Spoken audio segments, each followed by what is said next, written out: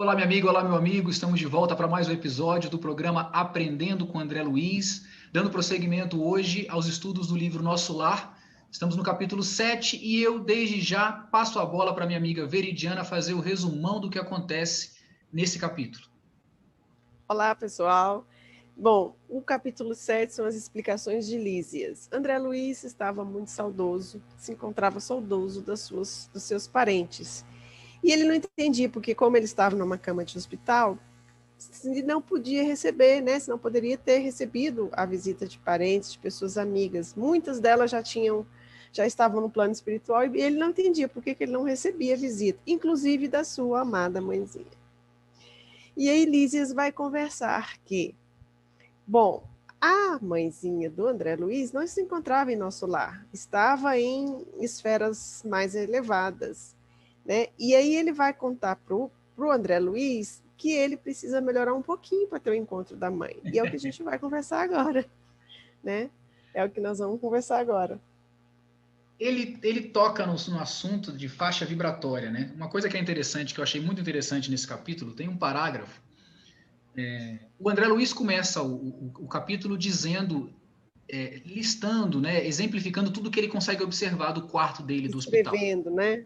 Isso, ele começa a descrever tudo que ele vê e tal, vegetação, animais, a estrutura do hospital, o sol e tudo, e ele começa a se perguntar, poxa, eu não consigo entender aqui, eu estou numa esfera espiritual e tudo que eu vejo são coisas que tem na Terra, só que de uma forma melhor, mais organizada, mais harmônica, então não estou entendendo o que está acontecendo. E é uma resposta que o Lísias dá que eu acho bem interessante, que ele diz o seguinte: a morte do corpo não conduz o homem a situações miraculosas. Todo processo evolutivo implica gradação, ou seja, nosso lar é uma colônia que encontra-se numa faixa vibratória muito semelhante ainda da Terra, por isso as coisas são semelhantes. E é sobre essa questão da faixa vibratória que a gente vai focar um pouquinho nesse debate de hoje, porque assim como a Veri falou, o André Luiz queria receber visita de parentes e amigos, né, próximos dele, de família, tudo, que tinham o antecedido na morte, no desencarne, e não entendi o porquê. Elísias diz, olha, você pode até receber e tal, você está mencionando da a sua mãe não vive em nosso lar, ela vive em esferas mais altas, ou seja, de faixas vibratórias mais elevadas. Então, se você quiser receber a visita dela, você vai ter que melhorar a sua faixa vibratória. E a gente tem que relembrar, né, Veri, o que a gente discutiu no capítulo 6, que foi a questão do André Luiz estar reclamando demais das suas dores e reclamando da sua situação, dizendo que a sua dor é a maior do mundo, que ninguém está sofrendo como ele e tudo, e que o Clarencio diz, olha, você precisa parar de falar tanto sobre você, parar de focar na sua dor, melhorar a forma como você pensa, mudar os seus pensamentos para buscar compreender o que você está fazendo e buscar trabalhar para melhorar. E aí o Lísias vem e complementa, olha, se você quiser ver sua mãe, você vai precisar dar uma leve melhorada na sua faixa vibratória para que esteja Leve. com a sua mãe e ela poder estar aqui para te ver, né?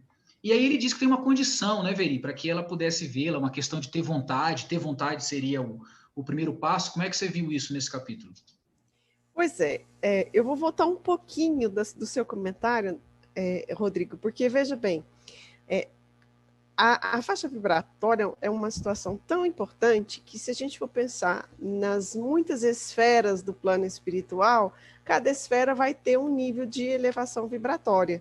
Então, e a gente vê muito aqui, por exemplo, quando o André Luiz foi resgatado de nosso lar, e aqui nesse mesmo capítulo ele vai falar, ele ficou 8 anos no umbral. Ele ficou 8 anos sem conseguir ver o benfeitor que o acompanhava. Por quê? Por causa da faixa vibratória em que ele se encontrava. Após o momento da prece em que ele se despiu da veste de médico vaidoso da terra para filho de Deus, né? Aí sim, ele começou a fazer novas conexões e pôde ver a equipe espiritual que o acompanhava e ser resgatado. É a mesma situação. Então, para que ele possa ter acesso à mãezinha, para que ele possa tê-la na presença e tal, e primeiro ele tinha olha só, ele estava numa situação de doente mental, no sentido de reclamação, de ainda não, de se achar ainda numa situação de vítima, de muito problema, o meu sofrimento, né? Muito em si mesmado, que a gente fala, né? Em si mesmado. E ele precisava ver um pouquinho para fora, né?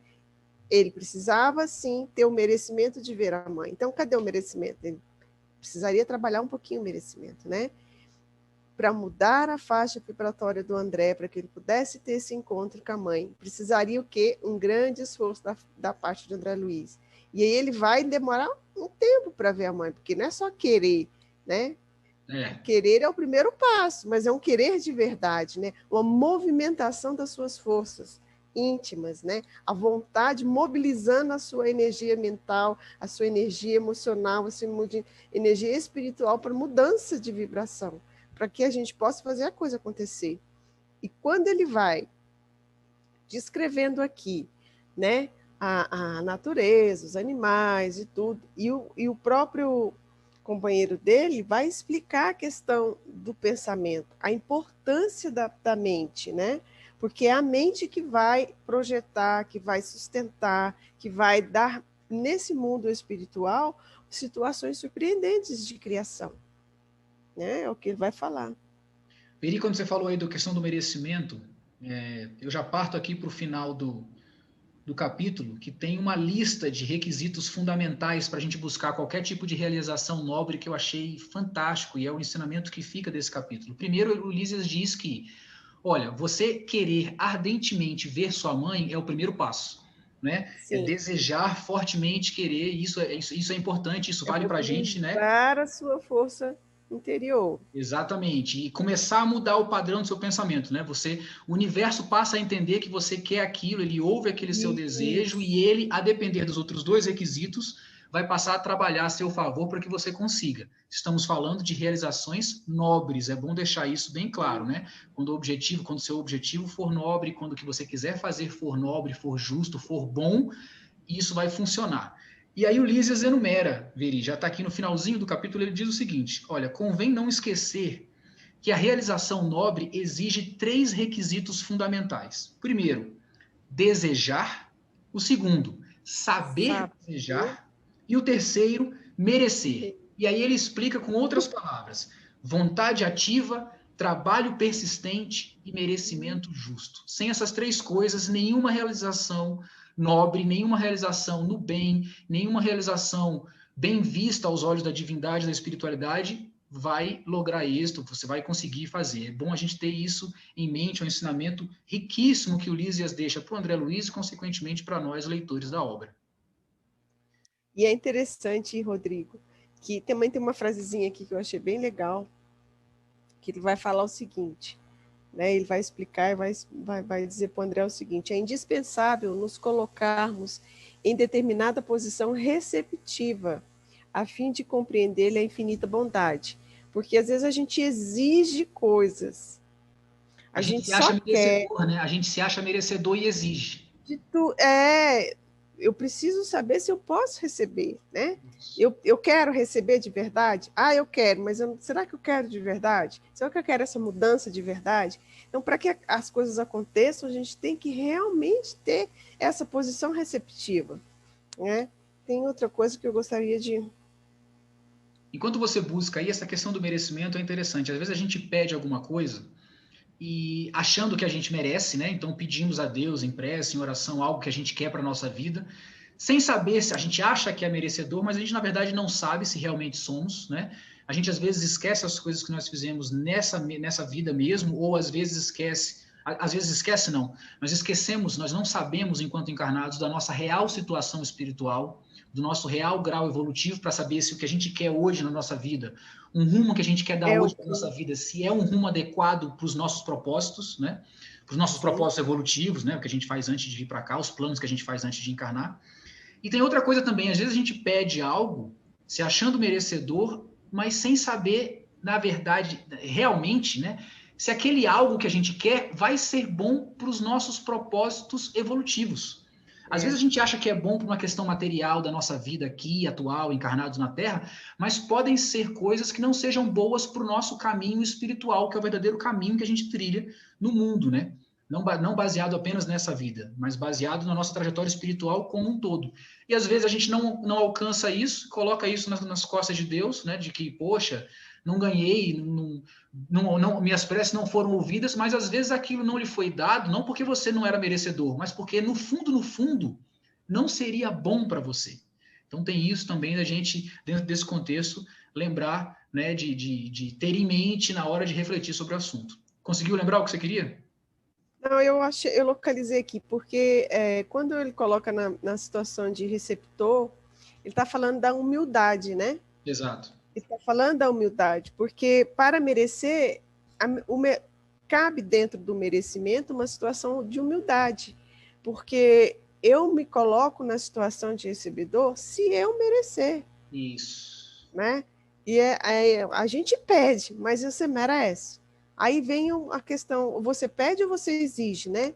E aqui ele vai falar exatamente da situação quando o André Luiz, lá no umbral, reclamava, ainda fazia as orações, chorava e reclamava, mas olha só quando é que ele vai, como é que ele conseguiu, na verdade, sair da situação ruim para ser socorrido. Anos a fio rolou, como pluma, albergando medo, as tristezas e desilusões. Anos ele passou nessa situação sem perceber. Exato. Mas, quando mentalizou firmemente a necessidade de receber auxílio, olha que diferença, de receber o auxílio divino, dilatou o padrão vibratório da mente, quer dizer, ele foi buscar, né? E alcançou visão e socorro. Olha a importância da situação da humildade nessa situação de vibração, né? Para você dilatar o seu padrão para você receber. Né? Você tem que se pôr nessa receptividade humilde. Senhor, me ajuda. É diferente. Resolve isso para mim. Senhor, eu quero que resolva. Não é assim, né? Às vezes a gente reclama, não, porque está muito difícil.